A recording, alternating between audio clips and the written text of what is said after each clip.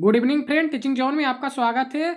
बिहार तकनीकी सेवा के आयोग के तरफ से एक कनीय अभियंता असैनिक सिविल इंजीनियरिंग के लिए आपको फॉर्म आउट किए गए हैं। इसमें वैकेंसी की बात करें तो आपका लगभग लगभग 2400 या 2500 के आसपास आपका 2653 पोस्ट के लिए वैकेंसी आउट की गई है। तो जो भी कैंडिडेट्स 10th के बाद डिप्लोमा किए हैं 3 ईयर सिविल इंजीनियरिंग से, वो इस फॉर्म को फिलअप कर सकते हैं। आपका जो वेतनमान होगा, लेवल 7 का जॉब है, 4600 पे ग्रेड पे रखा गया है। कनीय अभियंतक असैनिक से सिविल इंजीनियरिंग, अगर अभ्यर्थी आप भारत के नागरिक हैं और आपके पास ये सिविल 10th पास के करने के बाद आपने 3 ईयर डिप्लोमा किया है सिविल इंजीनियरिंग में, तो आप इस फॉर्म को फिलअप कर सकते हैं। उसमें हम पोस्ट की बात करें तो टोटल आपका पास 2653 पोस्ट के लिए वैकेंसी को आउट की गई है। इसमें जो परीक्षा होगा वो लिखित परीक्षा होगा, जो विभागीय द्वारा किया जाएगा। इसमें 40% बिहार के अभ्यर्थियों को आरक्षण दिया जाएगा और 60% ओपन कैटेगरी में रखा गया है।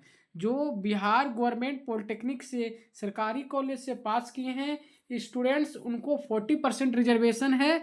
आप बिहार वाले हैं तो आपके लिए बहुत गुड अपॉर्चुनिटी है। और 60% में आउट ऑफ बिहार, अदम जो बिहार के से बाहर से के कॉलेजों से डिप्लोमा किए हैं उनको ये फॉर्म फिलअप कर सकते हैं।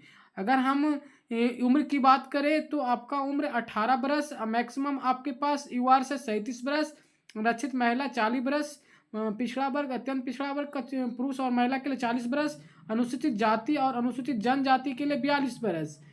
आपके आयोग द्वारा मार्टिकुलेशन के प्रमाण पत्र अंकित उम्मीदवार जन्म तिथि मान्य होगी। उसके बाद आपके पास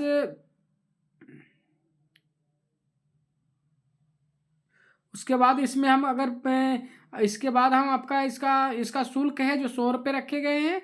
उसके बाद आपका फॉर्म में लिखित परीक्षा होगा, कंप्यूटर बेस्ड CBT होगा। उसमें लिखित परीक्षा 25 मार्क्स के 75 मार्क्स के होंगे। और आपका जो कनीय अभियंता असैनिक अथवा समान पद वाले संविदा आधार पर निमित्त अधिकतम प्रति वर्ष 5 अंक दिए जाएंगे, मैक्सिमम 25 अंक दिए जाएंगे। मतलब अगर आप 5 वर्ष अनुभव किए होंगे तो आपको 25 मार्क्स मिलेगा। अगर 1 वर्ष का अनुभव है, संविदा पे कार्य किए हैं, तो आपको 5 मार्क्स मिलेंगे।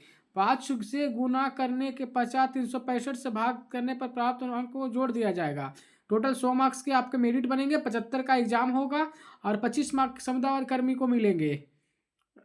उसके बाद जो आपका है ये 100 मार्क्स का होगा, एग्ज़ाम होगा। उसमें आपका 100 मार्क्स के होंगे, जो 100 मार्क्स के अंतर्गत ये होगा नॉर्मलाइजेशन की प्रक्रिया अप्लाई, नेगेटिव मार्किंग है इसमें, जो 1 to 1 1 पर 4 पे 1 है नेगेटिव मार्किंग। उसके बाद नॉर्मलाइजेशन प्रक्रिया अपनाई जाएगी।